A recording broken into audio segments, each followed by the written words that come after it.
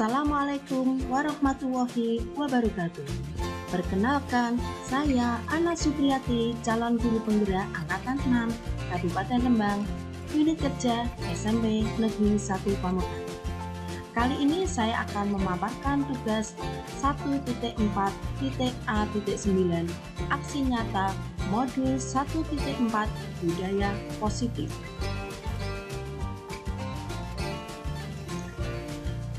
Perkenalkan, beliau berdua adalah Bapak Wahyudi Rahman sebagai fasilitator dan Ibu Adima Timur sebagai pengajar praktik saya.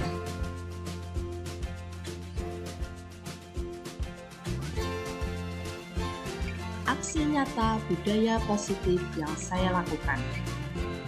Latar belakang, setiap tingkah laku peserta didik dan guru yang dilakukan di kelas dapat menentukan terciptanya sebuah lingkungan positif. Perilaku warga kelas tersebut akhirnya menjadi kebiasaan yang positif dan akhirnya terbentuk budaya positif.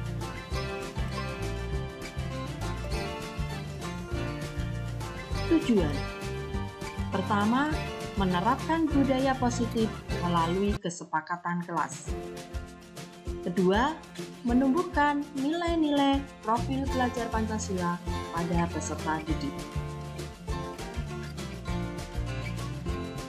Tolak ukur, terwujudnya kesepakatan kelas dan terjadinya perubahan perilaku sehingga suasana kelas nyaman dan menyenangkan.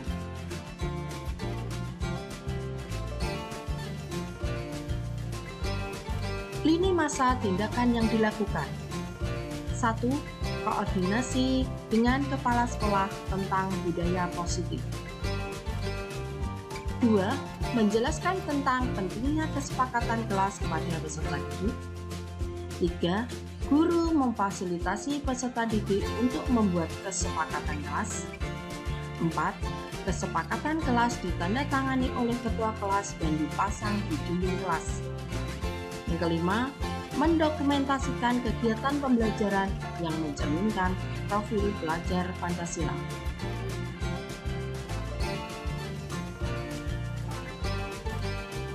Dukungan yang dibutuhkan. 1. Kepala sekolah dan rekan guru bersama berkolaborasi mewujudkan budaya positif di sekolah. 2. Peserta didik berkolaborasi dengan guru melaksanakan aksi nyata. 3. Orang tua melanjutkan budaya positif dan pembiasaan positif di rumah. Selanjutnya, kegiatan saya dalam sosialisasi budaya positif yang saya laksanakan di kelas dan di sekolah. Apa saja kegiatan saya? Yuk, simak video berikut ini.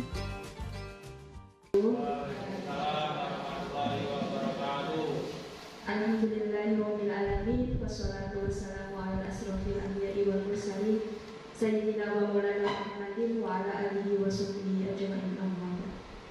Kepada yang terhormat Bapak Kepala SMP Negeri 1 Pamukan, yang saya hormati Bapak Ibu Guru yang telah hadir pada siang hari ini. Pertama-tama marilah kita panjatkan puji syukur kehadirat Allah Subhanahu wa taala, yang mana di siang hari ini agak mendung. Alhamdulillah kita diberi kesehatan oleh Allah Subhanahu wa taala sehingga kita bisa berkumpul dalam acara sosialisasi budaya positif dari program guru penggerak. Sholawat serta salam senantiasa kita curahkan kepada Nabi Agung Nabi Muhammad SAW. Semoga di yaumul akhir nanti kita diberi syafaatnya, amin ya rabbal alamin. Bapak Ibu Guru yang saya hormati, saya selaku pembawa acara izinkan saya membaca susunan pada siang hari ini yang pada sosialisasi budaya positif program guru penggerak. Yang pertama yaitu pembukaan, yang kedua sambutan dari kepala sekolah, ketiga acara inti, keempat penutup. Acara pertama pembukaan, marilah kita bersama-sama baca bacaan basmalah terlebih dahulu. Bismillahirrahmanirrahim. Semoga dengan bacaan basmalah tadi acara sosialisasinya berjalan dengan lancar. Amin. Acara kedua yaitu sambutan dari Bapak Kepala Sekolah, Bapak Sutrisno MPD, dipersilakan. Terima kasih. Assalamualaikum warahmatullahi wabarakatuh. Alhamdulillah, asyhadu an la ilaha illallah wa la syarika lah, wa asyhadu anna Muhammadan abduhu wa rasuluh. Arsalahu bil haqq basyiran wa nadhiran wa sya'a. Allahumma shalli wa sallim ala sayyidina Muhammadin wa ala alihi wa sahbihi wa man tabi'ahu wa la haula wa la quwwata illa billah wa ba'da. Yang saya hormati ini teman-teman guru, karyawan SMP Negeri 1 Pamutan. Juga ini ada narasumber guru penggerak nanti akan menyampaikan materi, menyampaikan sosialisasi tentang budaya positif. Kita syukuri alhamdulillah. Budaya positif di sini itu bukan positif karena corona, tidak. Positif itu berarti yang baik-baik. Gitu ya. Jadi pengertiannya sekarang itu ada dua pengertian untuk positif. Positif yang pengertian kurang disukai, positif karena penyakit corona. Tapi kalau positif di sini positif yang baik-baik. Alhamdulillah kita masih diberi kesehatan, itu juga positif. Itu dimatikan nggak? Kita diberi keselamatan, itu juga positif. Kita diberi kesejahteraan, positif. Kita diberi kebahagiaan, juga positif. Begitu ya, bisa dipahami dulu. Jadi pengertian positif tidak bisa disamakan dengan COVID-19. Gitu. Lalu yang kedua, shalawat salam kita sanjungkan kepada Kanjeng Nabi Muhammad Rasulullah SAW. Semoga kita mendapatkan syafaat. Allahumma sholli ala sayyidina Muhammad. Bapak Ibu yang saya hormati, mengenai positif di sini, budaya positif. Jadi munculnya budaya itu diawali dengan pola pikir dulu. Jadi pola pikir yang positif, selalu berpikir positif dengan siapapun. Berpikir positif, khusnudzon, itu harus. Dari pola pikir muncul ucapan-ucapan positif, mengingatkan. Jadi ucapan positif itu sifatnya bisa ucapan yang mengingatkan, ucapan yang memberi nasihat, itu juga positif. Jadi ucapan-ucapan yang baik, yang bermanfaat. Dari ucapan itu muncul tindakan, perbuatan positif. Nah, ini harapannya tidak hanya pada guru SMP Negeri 1 Pamutan, tidak hanya pada TU SMP Negeri 1 Pamutan, tapi semua siswa juga punya perilaku positif. Dari perilaku, tindakan positif setiap hari dilaksanakan setiap hari, itu menjadi budaya, kebiasaan dari budaya yang positif. Dan diantaranya apa budaya positif itu? Budaya positif di sini karena kita harapannya adalah mengajak kebaikan, mengajak yang baik-baik, kecenderungan siswa ya, bahkan kita punya dilarang. Biasanya malah dilakoni, bener kok bener, dilarang, kepengen lakoni. Jadi kenapa kok seperti ini? Ini sudah dari nenek moyang kita seperti itu. Sifat manusia itu kalau dilarang malah penasaran, ingin melakukan, ingin melaksanakan, melanggar kecenderungannya. Itu sudah dimulai dari nenek moyang manusia pertama, Kanjeng Nabi Adam, seperti itu. Dengan bujuk rayu ibu Hawa, dilarang tidak mau karena penasaran, akhirnya seperti itu. Sampailah kita ke bumi seperti ini. Jadi manusia bumi, pada sebenarnya kita itu artinya penduduk surga, kan begitu. Sehingga nanti kita munculkan budaya positif itu, budaya yang baik agar kita bisa kembali ke asalnya. Asalnya mana itu? Tadi kita penduduk surga.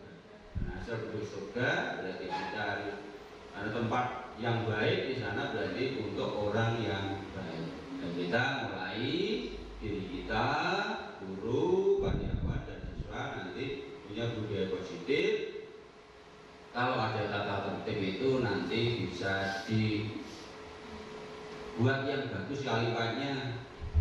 Jadi tidak larangan nanti muncul penasaran jadi kalimat negatif juga menjadi kalimat positif, tapi dengan syarat tetap dilaksanakan hal-hal positif itu.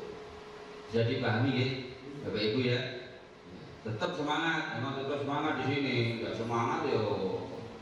Nah, di sini itu modelnya memang harus semangat, selalu sehat, ya, kinerjanya bagus, guru karyawan SMP 1 Pamutan, siswanya berprestasi, rajin ibadah, jadi anak soleh. Nah, ini sebagai langkah awal kita dari Bu Ana, guru penggerak, untuk mengembangkan budaya positif di sekolah. Juga masih banyak hal-hal yang harus kita laksanakan bersama, yang nanti arahnya pada kompetensi prestasi kita yang lebih baik, terutama di sekolah. Ini SMP Negeri 1 Pamutan, sekolah favorit di Kecamatan Pamutan, bahkan di Kabupaten Rembang, bahkan di Provinsi Jawa Tengah. Harapannya mampu menorehkan prestasi yang lebih baik, anak-anak soleh-solehah, gurunya juga menjadi suri teladan, uswatun hasanah. Itu saya kira itu yang saya sampaikan sebagai sambutan awal. Monggo nanti Bu Ana, guru penggerak yang baru 1 di SMP 1 Pamutan, insya Allah nanti berikutnya tambah 10 lagi, berarti ada 11 guru penggerak. Ini bisa berkolaborasi, bekerja sama untuk meningkatkan prestasi SMP Negeri 1 Pamutan. Terima kasih atas perhatiannya, tetap semangat. Ini jadwalnya sampai jam 2. Yang penting sudah sholat, sudah ada konsumsi, alhamdulillah. Terima kasih. Bila ada baik hidayah. Wassalamualaikum warahmatullahi wabarakatuh. Terima kasih. Acara inti yaitu yang kita tunggu-tunggu, sosialisasi budaya positif program guru penggerak, yang akan disampaikan oleh Ibu Ana Supriyanti SPD. Ibu Ana Supriyanti SPD dipersilakan.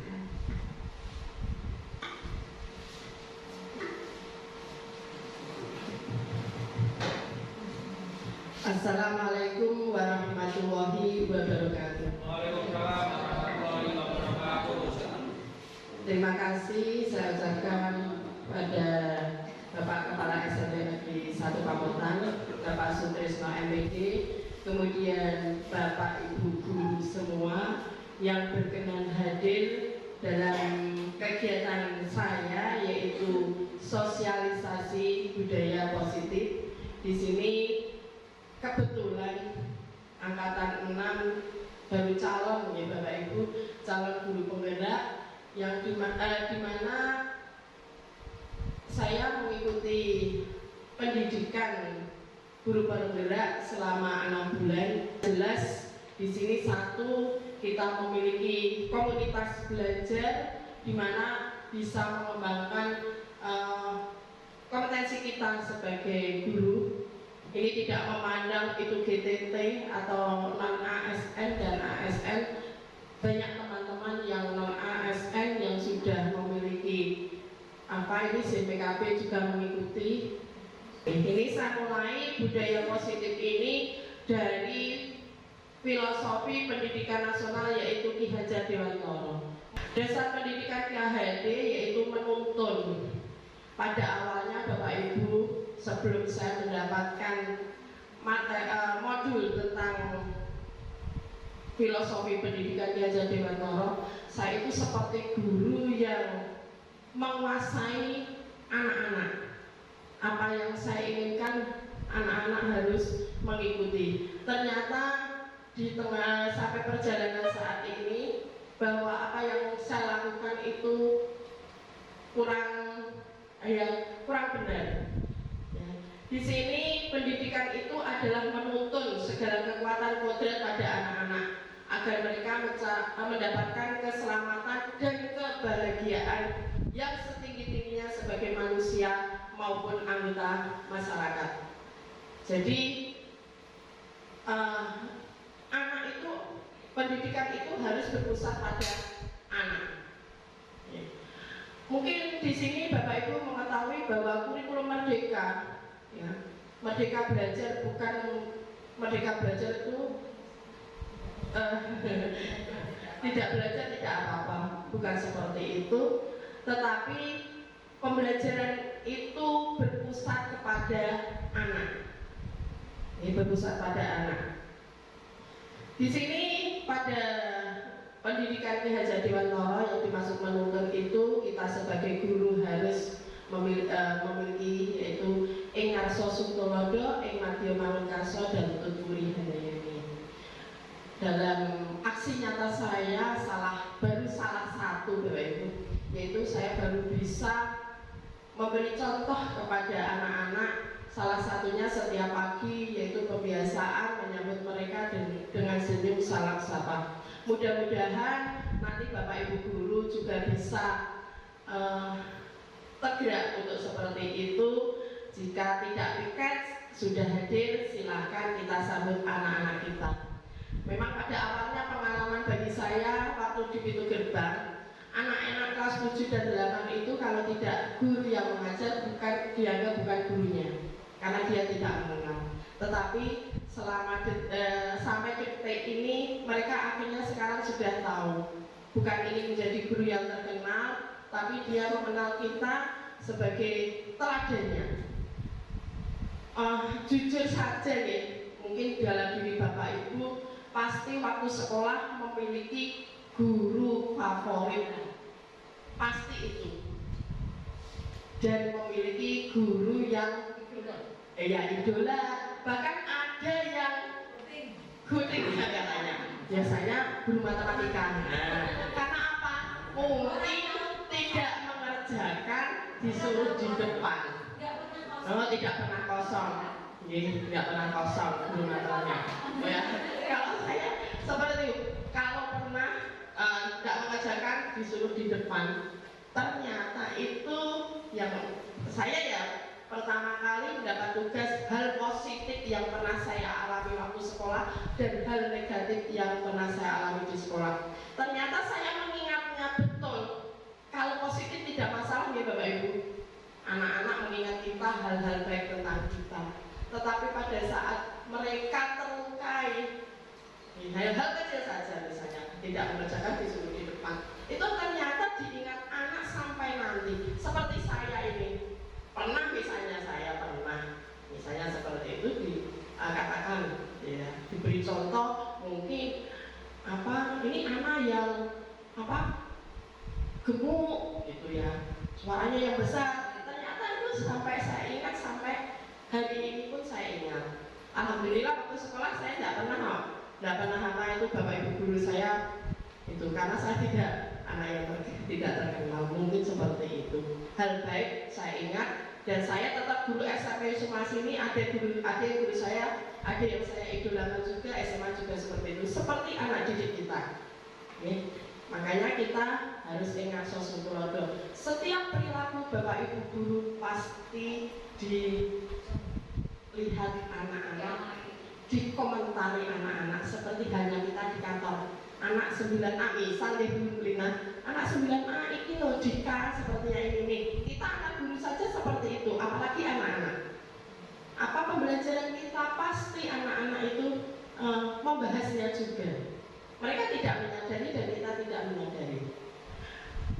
Kemudian yang kedua yaitu ing madya manungkarsa. Di sini di tengah-tengah kita memotivasi untuk anak, untuk diri kita sendiri, untuk teman. Kemudian untuk tuturi handayani, yakin semuanya Bapak Ibu ketiga pendidikan Ki Hajar Dewantara sudah dimiliki Bapak Ibu guru semuanya. Kemudian di sini kodrat anak itu merdeka. Manusia merdeka adalah manusia yang hidupnya lahir atau batin tidak tergantung pada orang lain. Dia berdasarkan kekuatannya sendiri. Mungkin nanti kita akan ke sana. Kemudian kodrat anak itu bermain. Anak-anak kita kelas 9 saja, seperti kemarin saya waktu supervisi, karena saya menggunakan balon untuk praktek. Namanya anak kadang tidak diawasi, karena dia kodratnya bermain, balonnya ada yang di ya. Kalau kemarin tidak begitu, yang sebelumnya malah ditaleni sama lari-lari di lab itu, karena kodrat anak itu bermain. Nah, pembelajaran kita sebaiknya juga disesuaikan dengan kodrat anak. Kita buat pembelajaran dengan permainan. Mereka tidak akan terbebani. Kalau kita hanya ceramah saja, pasti anak merasa ngantuk dan lain sebagainya. Dan itu ilmunya membekas di memori otaknya itu sangat pendek. Tetapi kalau dia melakukan, pasti dia akan ingat sampai nanti. Kemudian di sini pendidikan berpihak pada anak, seperti yang saya katakan, guru bukan satu-satunya sumber belajar. Anak diberi kesempatan untuk mencari sumber belajarnya sendiri. Bagaimana? Teknologi sangat canggih. Saya yakin anak-anak memiliki HP dan dia mengoperasikannya lebih mahir daripada kita. Gunakan Bapak Ibu itu, mungkin kalau di sekolah tidak boleh membawa, silahkan nanti misalnya tugasnya membuat puisi misalnya, atau membuat poster dari Canva, PixArt atau apa. Anak-anak itu lebih canggih seperti itu. Waktu kami foto bersama dengan anak-anak, enggak, ini ada fotonya yang kurang etis ya. Enggak apa-apa Bu, nanti saya editkan, saya buang fotonya. Anak saja bisa seperti itu. Maka di sini pembelajaran, biarkanlah anak itu mencari sumber belajar yang mereka inginkan. Mungkin ini dasarnya untuk filosofi Ki Hajar Dewantara.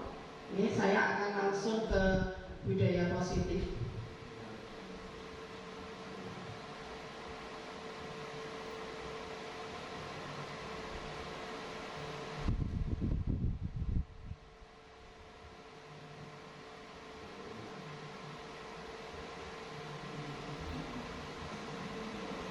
Tak pindah internet tadi.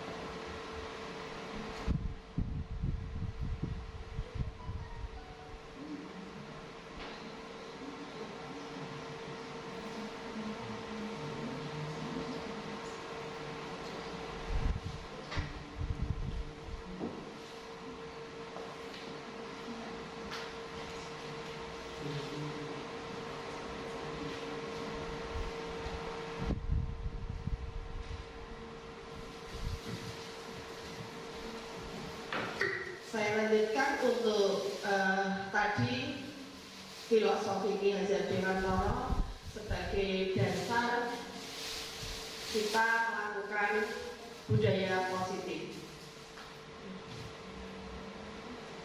Di sini ada perubahan paradigma, yaitu kegiatan kepalan tangan. Mungkin saya boleh mencoba Pak Tony dengan pilih siapa Pak Tony, silakan. Di antara ibu-ibu ini yang Pak Tony pilih. Yang penting jangan saya Pak Tony. Nanti ini coba-coba. Ini ya, Bu Ratna itu menyobek secari kertas. Di situ ada tulisan yang sangat berharga untuk Bu Ratna, tulisan itu. Dan Bu Ratna itu harus mempertahankan tulisan yang ada di genggaman Bu Ratna. Kemudian Pak Tony, silahkan dengan rayuannya Pak Tony, dengan bisa saja dengan cara apapun agar Bu Ratna itu menunjukkan apa yang ada di tulisan di genggaman Bu Ratna. Silahkan kamu sampai Pak Tony rayu ya, silahkan. Di tangannya Bu Ratna ini ada secara kertas ya, ini tidak ada apa-apa atau ini dan juga. Nah,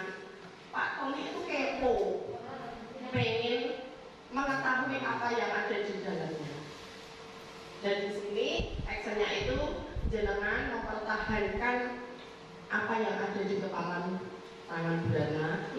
Pak Tony dengan cara apapun berusaha untuk ya.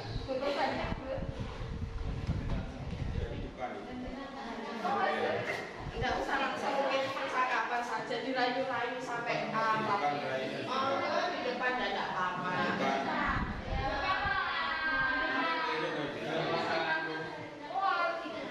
Ya. Oh gitu. Pak Tony kan mau merayu di sini di hadapan memandang dengan tidak apa-apa. Ayo Pak Tony sini Pak Tony. Sini. Kan jenengan termasuk guru pilihan Pak Tony. Ya.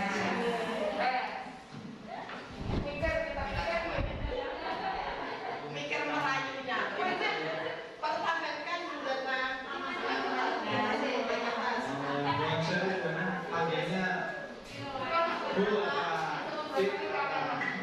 sebagai siswa. Oh, kayak sebagai bu. Enggak. Sebagai guru, karena kita sama-sama tua. Kan iya, kepala tangannya kan kecil ya. Bisa diulang? Silakan. Lalu Bu Ratna, kelihatannya ada sesuatu yang mengganjal di tangannya, apa itu? Sepertinya ada robekan kecil itu, mungkin saya bisa melihatnya Bu. Karena saya sebagai seorang laki-laki sudah butuh kejelasan kertas itu apakah penting bagi saya enggak? Kira-kira nanti kalau Bu Ratna bisa ngasih nanti pulang sekolah tak berikan bakso. Maka dari itu Bu Ratna kan sehati dengan saya. Nah, kalau Bu Ratna mau ngasih, lihatin nanti pulang tak berikan bakso, kita makan bareng sambil ngobrol bareng. Gimana Bu Ratna?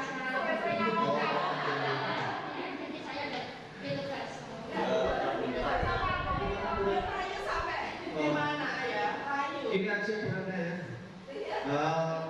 Tanda terima kasih saya nanti kalau Bu Ratna mau mengasihkan kertas, berikan mobil. nanti setelah buka puasa saya doakan semoga sehat selalu, panjang umur, berkah barokah dan tambah ngomong. Maka dari itu saya sedikit saja boleh minta untuk kertasnya tadi Bu Ratna.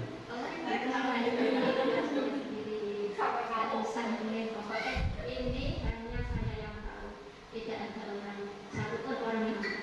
Terus gimana Bu Ratna?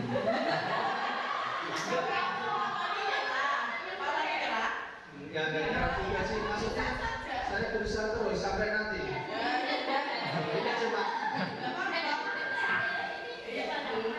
Ya tergantung jenengan, mau dirayu enggak? Semuanya tergantung. gimana Bu Ratna? Apakah masih dengan tidak mau memberi kertas itu? Kalau tidak mau nanti saya juga enggak bisa mengajak beribadah ke musola lagi setelah dua bulan.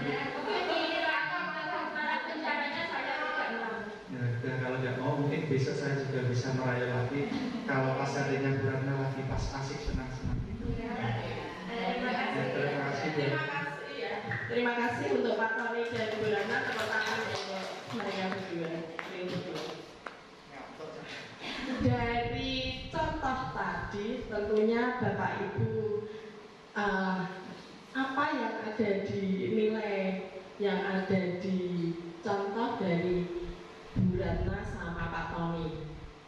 Bu Ratna tadi dengan kuatnya, dengan teguh hatinya tidak mau melepaskan genggaman tangannya. Pak Tony dengan rayuan mautnya, baksonya, Bu Ratna juga tidak goyah. Ini artinya apa? Bahwa sesuatu itu kontrolnya ada pada diri kita sendiri. Orang lain sekuat apapun tidak bisa mempengaruhi. Buktinya tadi Bu Ratna dirayu, mau diajak makan bakso, mau dibelikan mobil, tapi dibanting. Bu Ratna tidak tergoyahkan. Berarti Bu Ratna tidak tergoyahkan. Jadi apa maksudnya di sini? Bahwa kontrol itu pada diri kita sendiri dalam motivasi yang ada di dalam diri kita. Tujuannya seperti itu ya. Nah, ini adalah perubahan paradigma teori kontrol, yaitu ilusi kontrol. Yang pertama yaitu ilusi guru mengontrol murid. Coba bayangkan Bapak Ibu, kalaupun kita memaksa anak, ya kan? Memaksa anak, tetapi kalau tidak ada motivasi dari dalam dirinya, maka anak itu juga akan malah tertekan. Kemudian juga dia akan malah, kalau lihat kita, wah ada Pak Tony, dia sembunyi ya. Jadi yang pertama yaitu ilusi guru mengontrol murid. Kita tidak bisa menyuruh murid melakukan sesuatu yang tidak dipilihnya. Yang kedua, kalaupun mau, berarti dia sedang mengizinkan dirinya untuk dikontrol. Dan yang ketiga, setiap perilaku mempunyai tujuan. Kenapa Bu Ratna tadi mempertahankannya? Pasti memiliki tujuan. Dan Pak Tony kenapa kepo? Karena dia juga memiliki tujuan. Yang kedua yaitu ilusi semua penguatan positif, efektif, dan bermanfaat. Jadi usaha mempengaruhi, mengulangi perilaku tertentu. Yang kedua, jika menyadari, murid akan menolaknya. Dan yang ketiga, murid tergantung pada pendapat sang guru untuk berusaha. Yang ketiga yaitu ilusi kritik akan menguatkan karakter. Menggunakan kritik dan rasa bersalah untuk mengontrol murid menuju pada identitasnya. Yang kedua, mereka belajar untuk merasa buruk tentang dirinya. Dan yang ketiga, mereka mengembangkan dialog diri negatif. Ilusi orang dewasa memiliki hak untuk memaksa. Orang dewasa itu percaya bahwa memiliki tanggung jawab untuk muridnya berbuat hal-hal tertentu. Ini kita sadari tidak, kita orang dewasa seolah-olah percaya bahwa Bapak Ibu guru tanggung jawab muridnya harus berbuat ini. Kemudian apapun yang dilakukan akan diterima berdasarkan pengukuran kinerja. Dan akhirnya disadari perilaku manusia tidak efektif dan menimbulkan permusuhan pada jangka panjang. Perubahan paradigma stimulus respon dan teori kontrol. Siapa sesungguhnya yang memiliki kontrol? Tadi sudah dikatakan responnya realitas kebutuhan kita sama, padahal kebutuhan kita itu berbeda. Kemudian semua orang melihat yang sama, padahal setiap orang itu memiliki gambaran yang berbeda. Kemudian kita mencoba mengubah orang agar berpandangan sama dengan kita. Kita berusaha memahami pandangan orang lain tentang dunia. Perilaku buruk dilihat sebagai suatu kesalahan. Padahal di sini semua perilaku memiliki tujuan. Orang lain bisa mengontrol saya, itu stimulus respon. Tetapi di teori kontrol hanya Anda yang bisa mengontrol diri sendiri. Kemudian saya bisa mengontrol orang lain. Anda tidak bisa mengontrol orang lain. Kemudian pemaksaan ada pada saat rujukan gagal. Padahal di sini kalau di teori kontrol, kolaborasi dan konsensus menciptakan pilihan-pilihan baru. Pada stimulus respon, model berpikir menang atau kalah. Di teori kontrol, model berpikir menang-menang. Seperti itu. Nanti arahnya ke disiplin di sini. Bapak Ibu mungkin ada yang tahu ini disiplin menurut Bapak Ibu. Monggo, disiplin itu yang bagaimana? Mentaati aturan. Mentaati aturan. Coba nanti setelah ini ada paradigma yang baru. Jadi disiplin itu berasal dari bahasa Latin yaitu disiplina, ya gitu saya tidak bisa membacanya ya. Disiplina yang artinya belajar. Ya. Disiplin diri membuat orang menggali potensinya menuju sebuah tujuan apa yang dia hargai. Namun di dalam budaya kita, makna kata disiplin telah berubah menjadi sesuatu yang dilakukan seseorang pada orang lain untuk mendapatkan kepatuhan. Kecenderungan umum adalah menghubungkan kata disiplin dengan ketidaknyamanan, bukan dengan apa yang kita hargai atau pencapaian suatu tujuan mulia. Ki Hajar Dewantara menyatakan bahwa di mana ada kemerdekaan, disitulah harus ada disiplin yang kuat. Sungguh pun disiplin itu bersifat self-disiplin, yaitu kita sendiri yang mewajibkan kita dengan sekeras-kerasnya, tetapi kita sama saja. Sebab jikalau kita tidak cakap melakukan self-disiplin,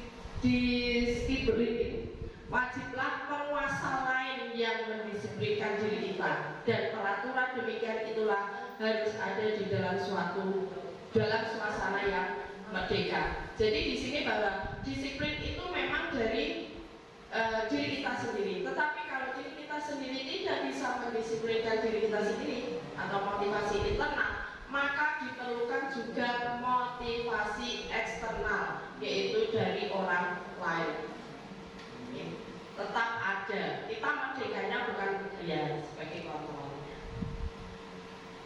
Kemudian di sini nilai-nilai kebajikan universal, nilai kebajikan universal yang kita ketahui yaitu profil pelajar Pancasila. Mungkin Bapak Ibu guru ini harus mengerti apa itu profil pelajar Pancasila, yaitu beriman, bertakwa kepada Tuhan Yang Maha Esa dan berakhlak mulia, mandiri, bernalar kritis, berkebinekaan global, bergotong royong dan kreatif. Jadi nanti semuanya akan menuju ke profil pelajar Pancasila. Teori motivasi, hukuman, penghargaan, dan restitusi. Motivasi perilaku manusia yang pertama untuk menghindari ketidaknyamanan atau hukuman. Misal seperti ini. Saya contohkan ada pinjol. Berarti kalau tidak pinjol sebelum jam 7, kita ketahuan bahwa masuk kita lebih dari jam 7. Kita takut mendapat hukuman dari Bapak Kepala Sekolah misalnya seperti itu. Kita malah menghindari ketidaknyamanan. Jadi kita melakukan masuk sebelum jam 7 karena tujuannya yaitu untuk menghindari ketidaknyamanan. Di dalam benak kita akan muncul pertanyaan apa yang akan terjadi apabila saya tidak melakukannya. Dan ini motivasi eksternal.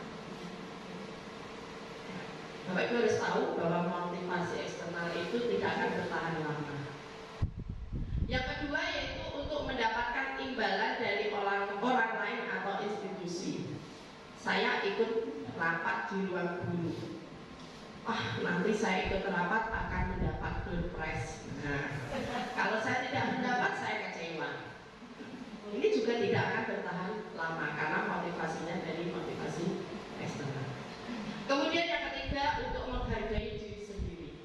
Masuk jam 7, sebelum jam 7, karena apa? Motivasinya yaitu untuk menghargai diri sendiri sebagai guru harus masuknya sebelum jam 7. Seperti itu. Jadi saya akan menjadi orang yang seperti apa bila saya melakukannya. Saya masuk sebelum jam 7, berarti saya ingin menjadi guru yang engar sosum tulodo bagi murid-murid saya. Seperti itu. Ini adalah motivasi intrinsik. Dan ini akan bertahan sampai kapanpun. Ada Bapak Kepala Sekolah, ada tidak, kita tetap bekerja. Masuk sebelum jam 7 kita bekerja sesuai untuk menghargai diri kita sendiri. Jadi motivasi sebenarnya ada tiga itu. Yang pertama untuk menghindari ketidaknyamanan atau hukuman. Yang kedua untuk mendapatkan imbalan dari orang lain, dan yang ketiga untuk menghargai diri sendiri.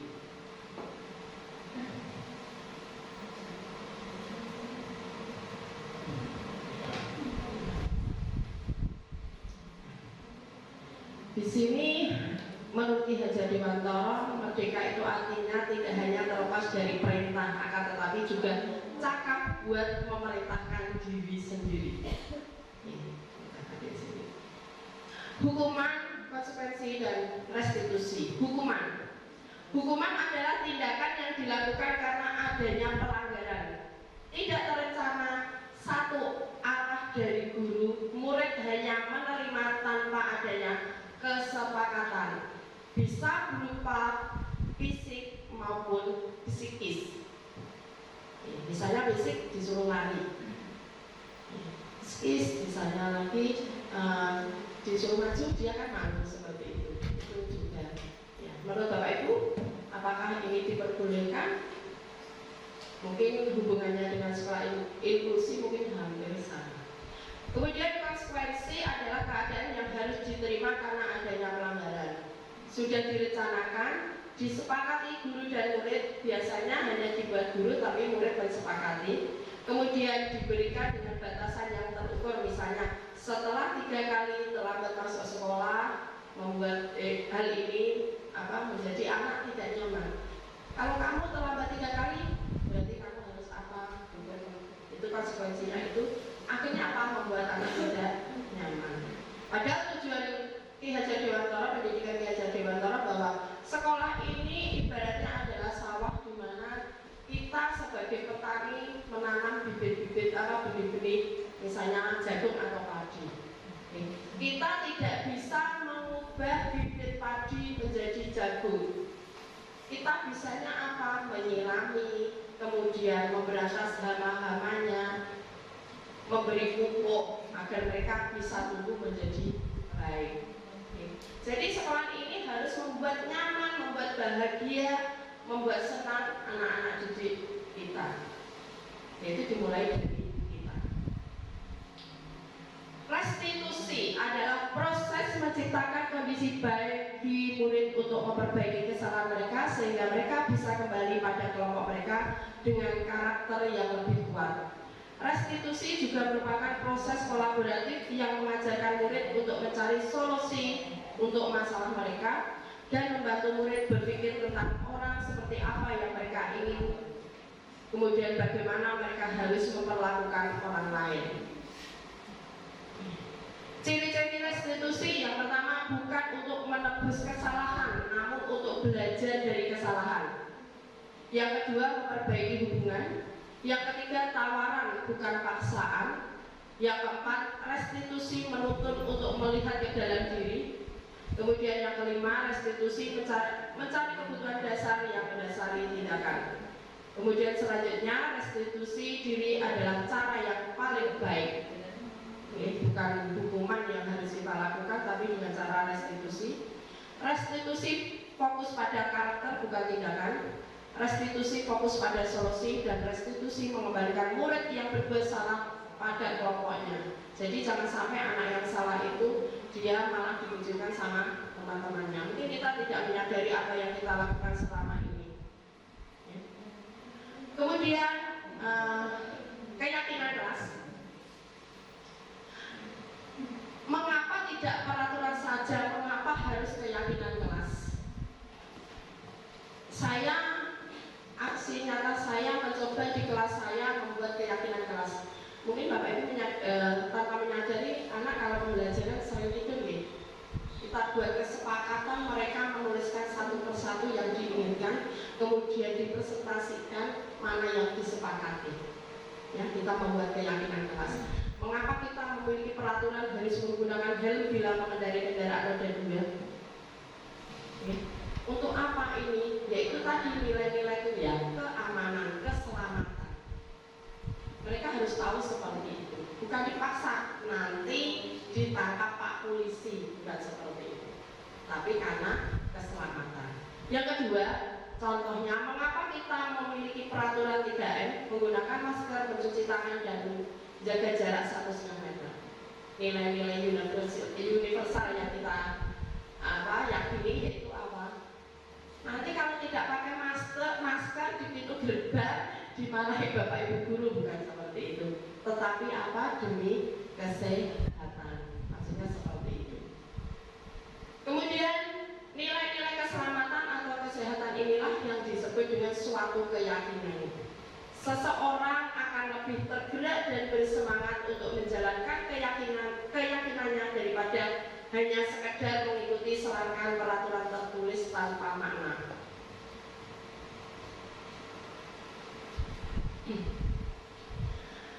Saya mencoba dengan anak-anak keyakinan kelas ini saya jadikan kesepakatan kelas tidak terlalu banyak. Satu, datang tepat waktu. Mungkin dalam peraturan kita ya dilarang terlambat. Kita mencoba membuat kesepakatan sekolah yaitu dengan bahasa yang positif. Kemudian melaksanakan piket kelas. Boleh juga ditambah menjaga kebersihan kelas. Ini maknanya sangat banyak sekali kebersihan kelas. Mungkin nanti kita jelaskan ke anak-anak kalau ada sampah dibuang pada tempatnya. Jadi kita tidak usah terlalu banyak. Kalau terlalu banyak kesepakatan kelas yang nanti tidak akan bermakna pada mereka. Kita ambil saja poin-poinnya. Berdoa sebelum dan sesudah belajar. Pembiasaan yang kita lakukan itu. Dan nanti misalnya kita membuat kesepakatan itu yang di dalamnya kita rincikan di dalam kurikulum kita di KTSP kita. Itu dijelaskan saja. Ini salah contoh saya membuatnya dengan anak-anak. Mungkin ini belum saya pasang di anak-anak. Ini belum selesai. Mereka sepakat walaupun hanya 7, mereka membuat seperti ini kesepakatan kelas yang nanti rencananya harus ketua kelas ini menandatangani. Sepakat semua. Dan mereka kalau kesepakatan pasti dia akan ada motivasi dirinya untuk melaksanakannya.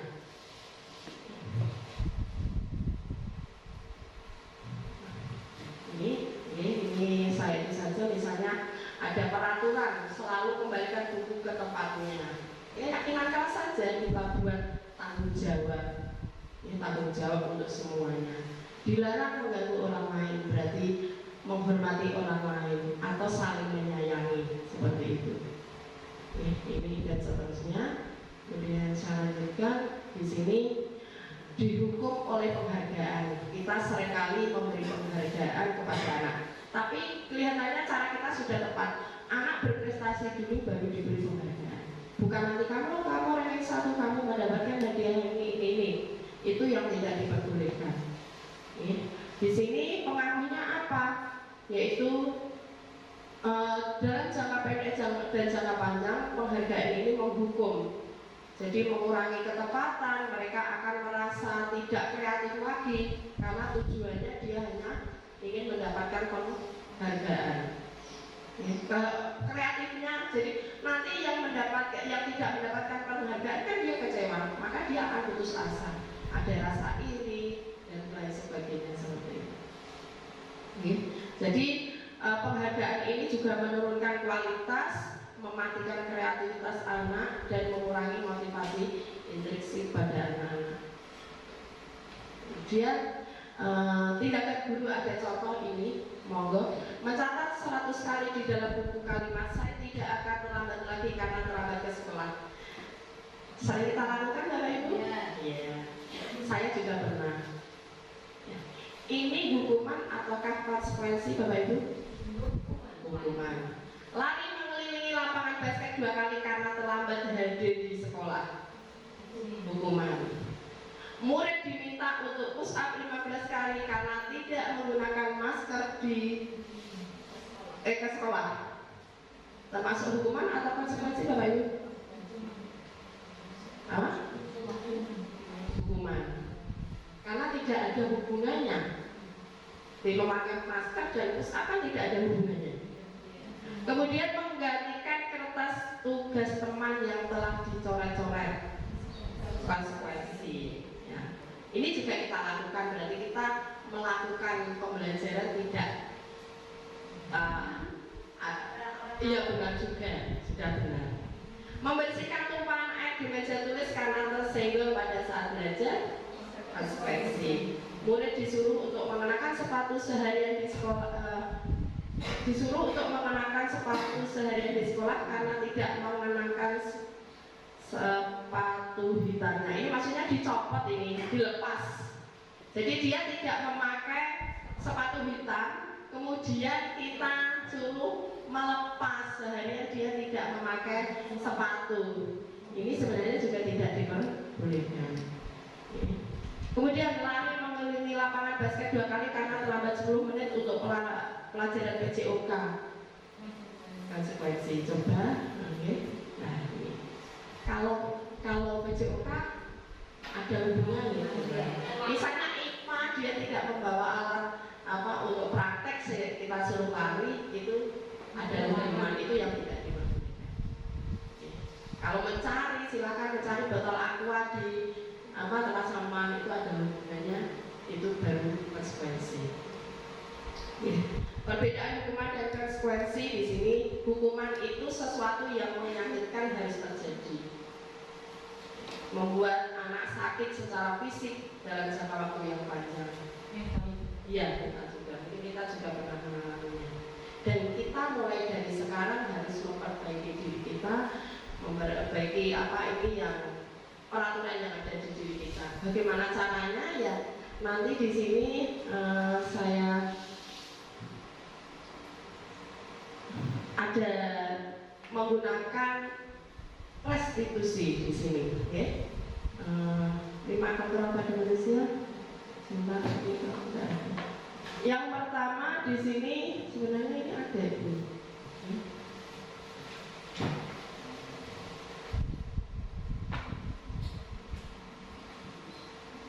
Oh ini sudah nih. 5 posisi kontrol ya di sini, maaf tidak begitu kelihatan ya. Di sini kita sebagai guru, penghukum, kemudian membuat orang merasa bersalah sebagai teman, pemantau, dan manajer. Yang diharapkan kita sebagai manajer, paling tidak pemantau. Misalnya di sini menghadik atau menunjuk anak, menyindir, ini adalah kontrol penghukum dan ini tidak diperbolehkan, Bapak Ibu. Cara menyelesaikan masalah seperti itu. Kemudian ini akan saya beri contohnya. Di sini kita menggunakan namanya segitiga restitusi untuk menghadapi kesalahan anak. Yang pertama yaitu dengan cara menstabilkan identitas, yang kedua validasi kebutuhan, dan yang ketiga yaitu menanyakan keyakinan.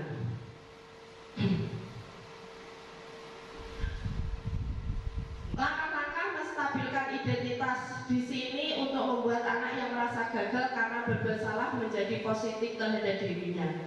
Guru berkata, berbuat salah itu hal yang manusiawi. Misalnya ada anak terlambat, kita tanya dulu lah.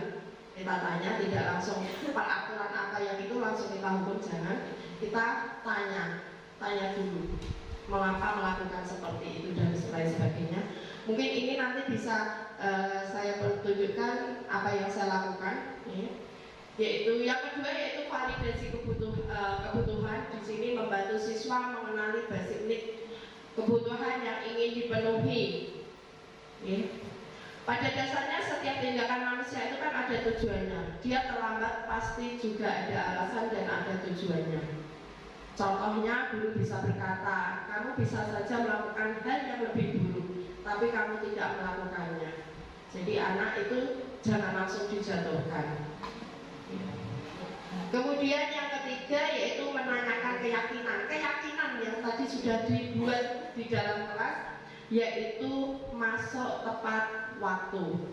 Anak diingatkan kembali seperti itu jika anak terlambat masuk sekolah.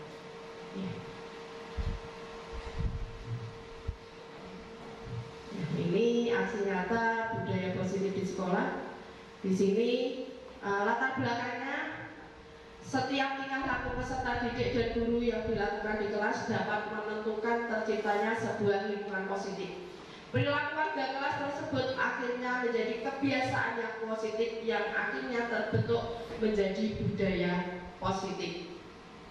Tujuannya yang pertama yang saya lakukan yaitu menerapkan budaya positif melalui kesepakatan kelas. Yang kedua menumbuhkan nilai-nilai profil pelajar Pancasila pada peserta didik.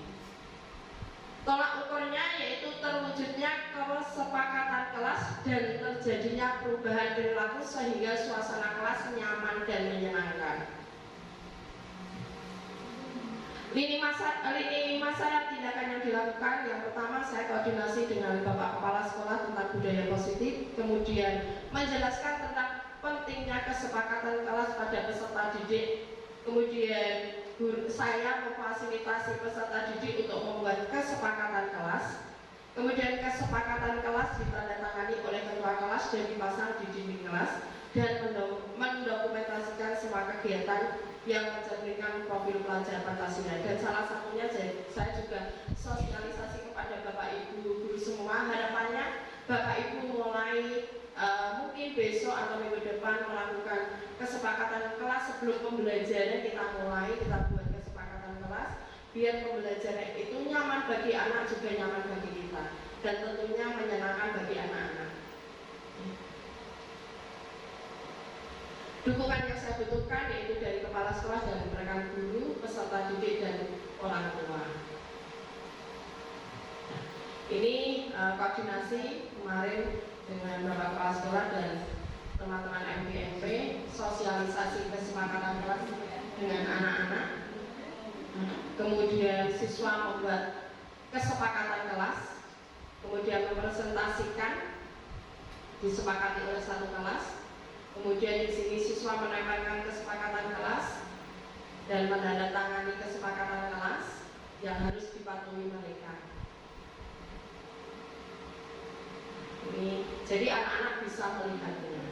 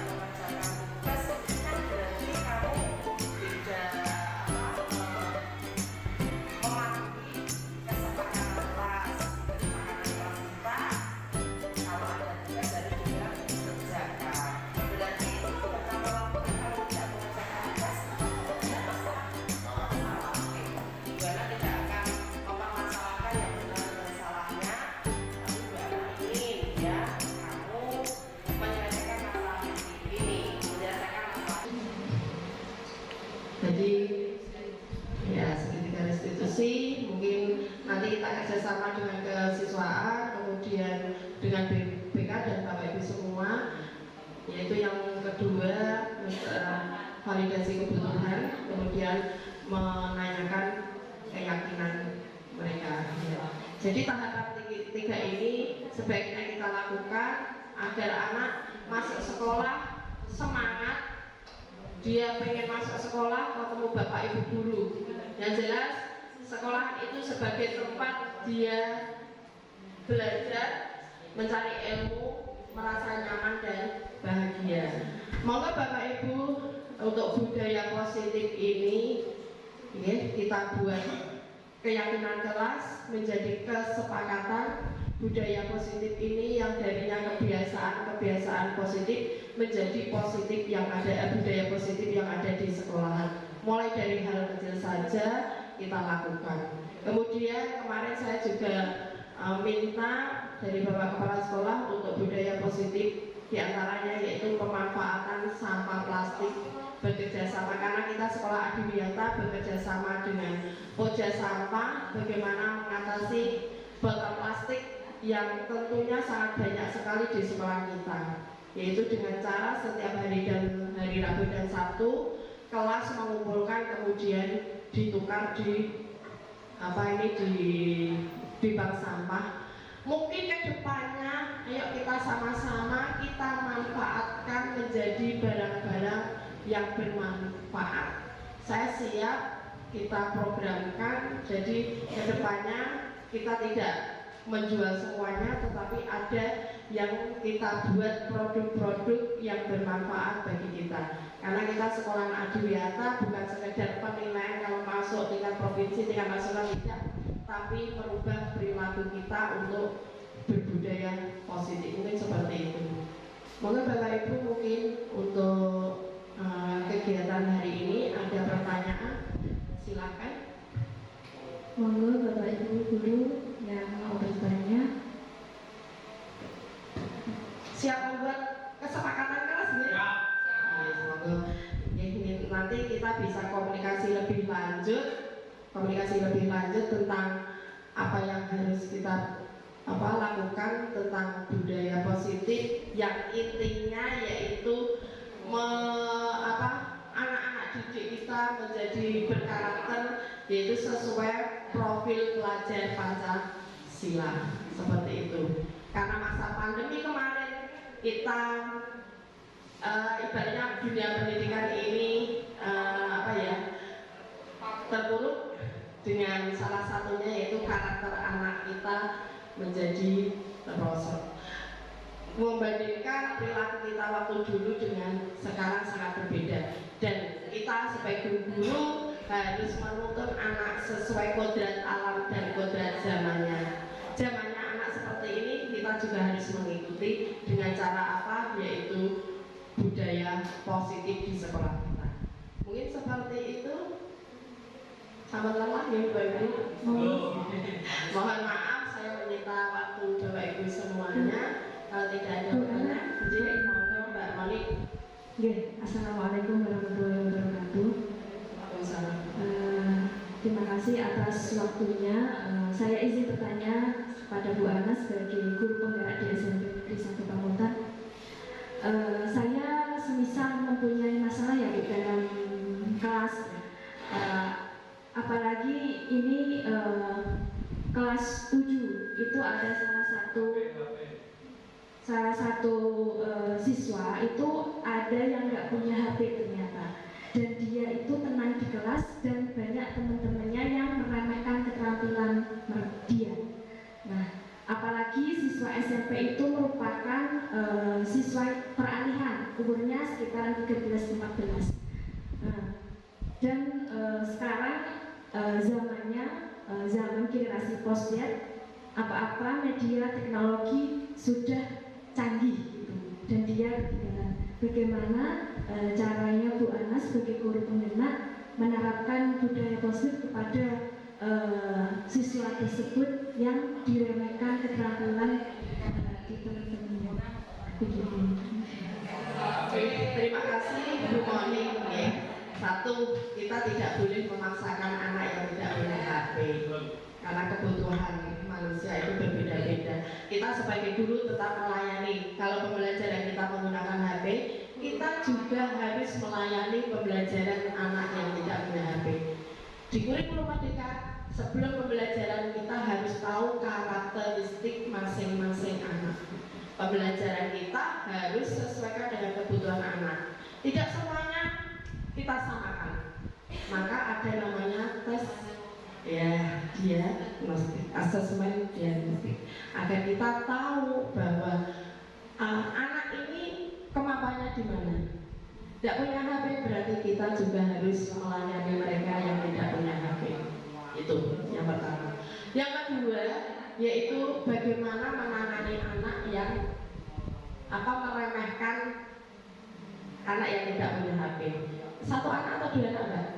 Satu anak. Monggo nanti kalau saya panggil gitu, tidak di hadapan teman-teman mereka. Kemudian kita selesaikan dengan guru kita, fungsi kontrol kita sebagai manajer, Bapak Ibu.